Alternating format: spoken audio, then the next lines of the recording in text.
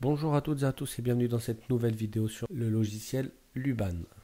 Aujourd'hui, on va voir deux techniques qui vont nous permettre de découper un fichier STL en plusieurs parties, ce qui va donc permettre à imprimer sur des petites surfaces mais des grands modèles.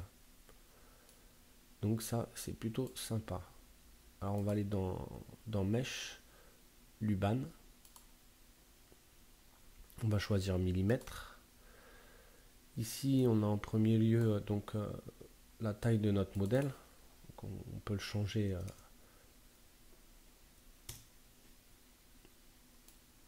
simplement. Et dans méthode, on va aller chercher la méthode module.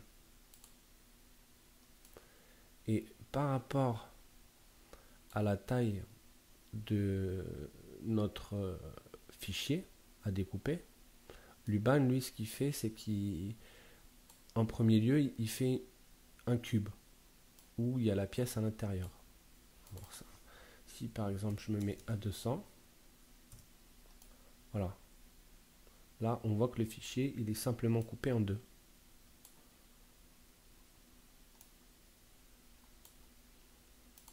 Moi, je sais que je veux faire mon impression, c'est une hauteur de 400. En dessous, j'ai la taille de le volume de mon impression, donc X, Y et Z. Après, ici, on a planar cut, natural cut, c'est la façon dont ça va être découpé. Plug, dowel, terrasse, pyramide, donc ça, c'est les pièces en fait, c'est les connecteurs qui va créer lorsqu'on va lui demander d'exporter. Et ici, c'est la forme des connecteurs. Donc, vous avez plusieurs formes à votre guise. On va être pentagone.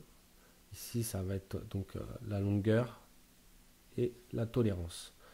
Donc, il n'y a vraiment rien de compliqué. Là, on va le laisser comme ça. Et je vais lancer un export des parties. Voilà. Il fait son petit calcul.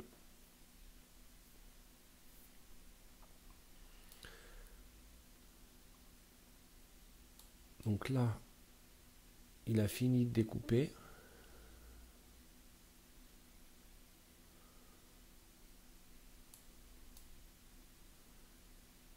Et on se retrouve avec un nombre de parties. On va voir ça. Si j'appuie sur J, donc par transparence, on voit. Après, je sélectionne le curseur en haut. La partie 7. Au total, on se retrouve avec 14 parties. Et les connecteurs.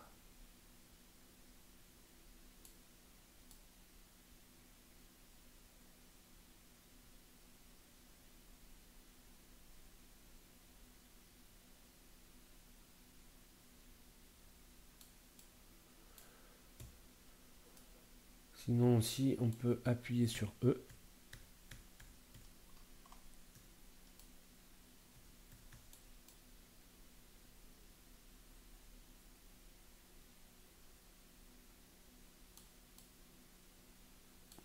Pour exploser le fichier et se rendre compte un petit peu donc, des connecteurs, de la taille, où ils sont placés. Après, ça c'est aléatoire par rapport à la découpe de la pièce. Si je veux me remettre en position, j'appuie sur R tout simplement. Donc ça c'est une méthode. On va fermer ça. On va recommencer. Donc on va voir s'il y a une différence en changeant. Là on était sur la planaire. On va se mettre sur natural. On va remettre la même taille. Même on peut augmenter. On va mettre 500.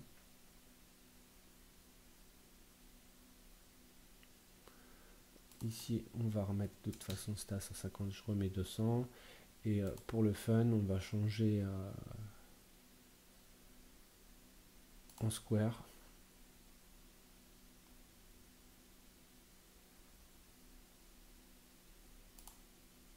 pareil, on exporte.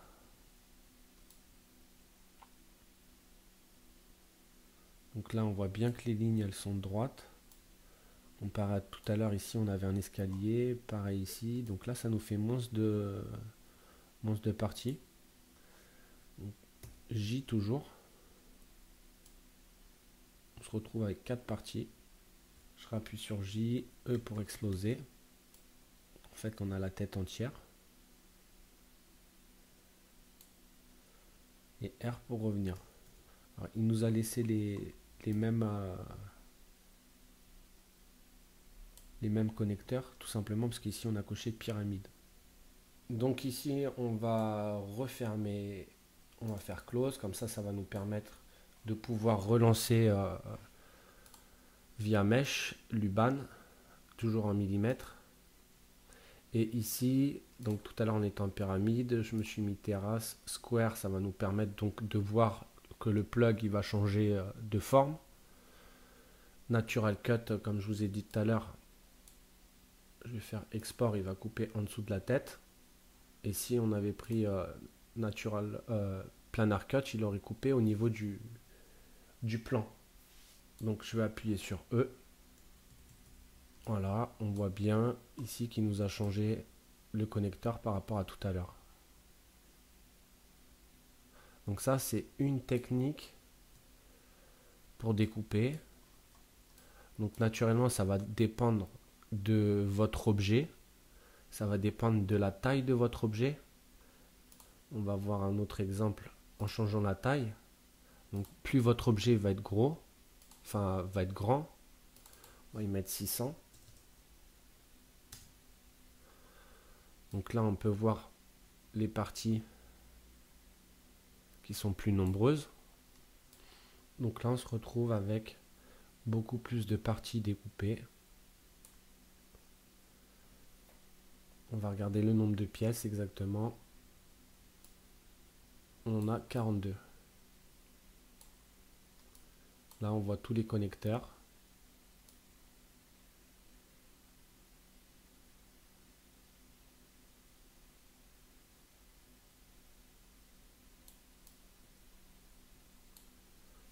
Je rappuie sur J pour revenir. Je vais appuyer sur E pour exploser.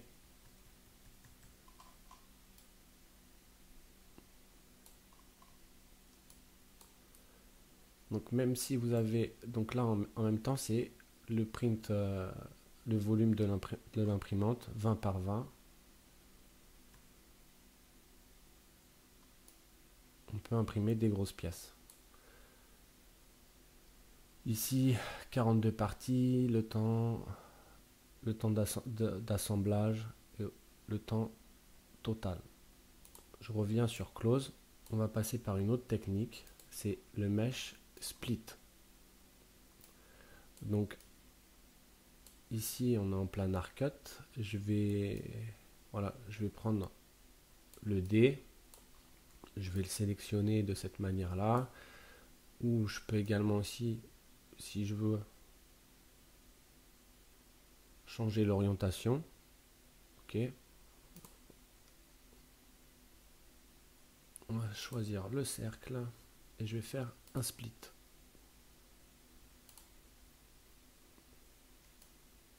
Là, il nous ouvre une fenêtre à chaque fois.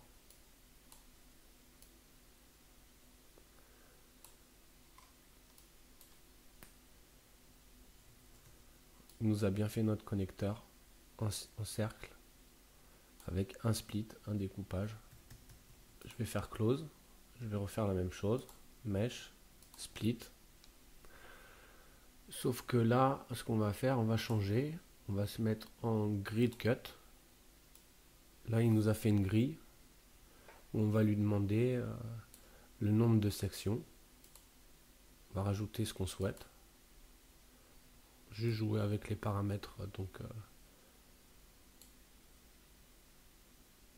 pareil ici, les connecteurs. Je split. Je vais rester sur cercle.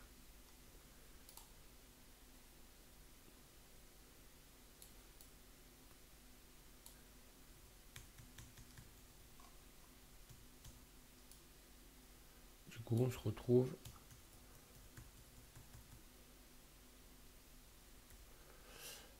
Tac. 1, 2, 3, 4, 5, 6, 7, 8, 9, 10 pièces.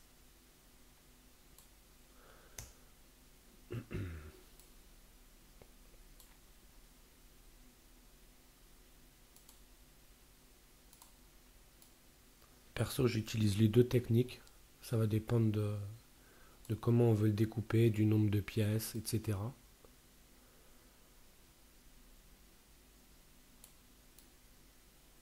Donc c'est plutôt sympa. Ici, si j'appuie sur 0Z base, donc là il est bien. Il se serait mis voilà, sur cette grille ici. Et pour bien le mettre à plat sur la grille. On peut donc donner une rotation si votre objet d'origine n'arrive pas à la bonne place. Exemple, je vais aller chercher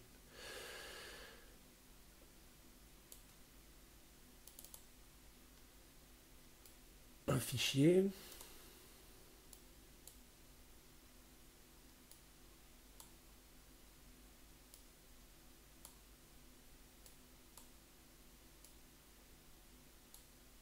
Donc celui-là, on peut voir qu'il n'a pas l'orientation qu'on souhaite. On va lui mettre une rotation sur X à 90 degrés. OK. Et comme je vous ai dit juste avant, là on voit qu'il n'est pas posé sur la grille. Mesh 0Z base. Hop, il se pose sur la grille. On va le découper aussi, voir. Millimètre.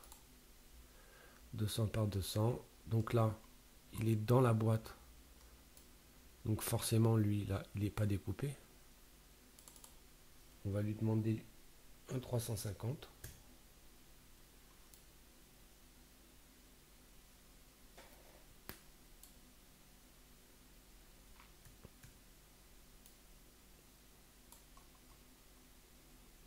Okay, on a des tout petits connecteurs. Donc qui s'adaptent par rapport à notre pièce. Là, on peut voir qu'elle est vidée.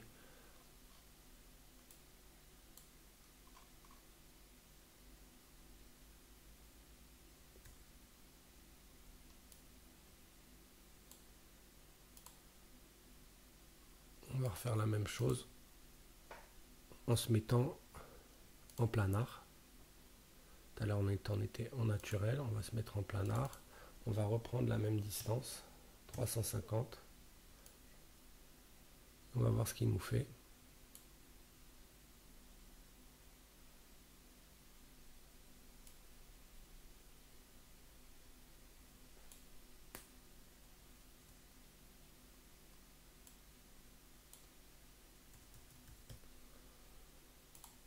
On va se faire une découpe via Luban.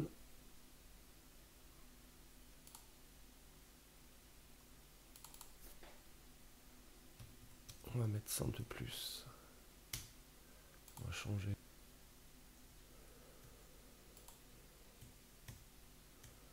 Donc là, on a 11 parties.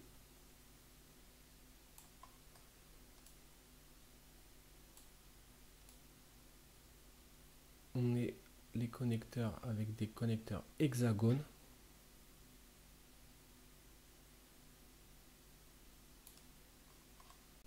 Donc ici, c'est la découpe avec le Natural Cut. On a fait tout à l'heure avec le Planar Cut et on va voir la différence. On la voit d'ailleurs ici, là. Et on voit la limitation également du Natural Cut sur certains objets, également sur ce type d'objet là, parce que justement il n'est pas plein. Il est préférable d'utiliser une Natural Cut avec une pièce vraiment pleine, pas évidée comme celle-ci, mais justement c'était pour vous montrer. Donc en fait, lorsqu'un grand objet est assemblé avec de petites parties, les lignes de coupe elles sont souvent saillantes. Ça va être avec le Planar Cut.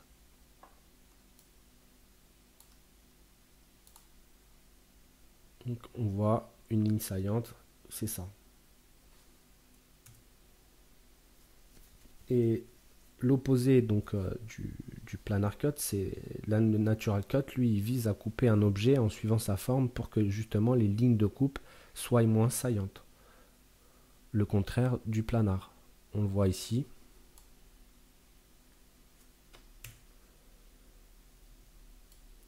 on le voit ici, également là, pareil ici. L'algorithme de Luban pour une coupe naturelle, donc pour le Natural Cut, il lui faut également un plan comme position de base, donc ça a été déterminé au départ. Luban il prend la section courbe la plus proche de la coupe du plan qui a été placée afin d'optimiser donc la forme de coupe. La limitation qu'on peut voir ici, c'est donc avec le Natural Cut, quand on est sur une pièce justement, comme je vous ai dit, qui n'est pas solide. Donc ici. Et pareil, ici aussi, là, sur cette pièce arrière. En fait, il fonctionne vraiment que sur les modèles solides. S'il y a une section transversale, elle est détectée et Luban, en fait, ce qu'il fait, c'est qu'il met un planar cut directement. Il s'emmerde pas. Il fait, même si on a choisi la coupe naturelle, pour une forme locale, en fait, spécifique, il revient à la coupe au planar, quoi. Donc ici, on le voit bien, puisqu'à la base, on a quand même mis un plan pour couper en deux notre pièce. Et ici, on l'a pas. Et sur la forme, le haut des cheveux, on a une pièce ici, une pièce ici. Alors qu'ici, on devrait avoir une pièce là, pareil, et également une pièce ici. Et c'est pas le cas. Et pareil pour en bas, on aurait dû avoir. Donc ça, c'est pour lui, c'est une forme locale qui est trop compliquée. Donc il est revenu au planar cut. La différence entre le natural et le planar cut, il est là. Maintenant, avec une forme solide, hein, entièrement solide, il n'y a pas ce problème-là. Voilà la différence entre les deux. Je vous ai montré quelques astuces, donc les deux façons dont on peut découper. Après, naturellement, c'est particulier à chaque pièce et il faut faire des tests. Alors j'espère que cette vidéo vous a plu et je vous dis à très bientôt pour une prochaine astuce qui vient de sortir sur Luban, c'est le module relief et je vous montrerai ça dans une prochaine vidéo. Ciao ciao.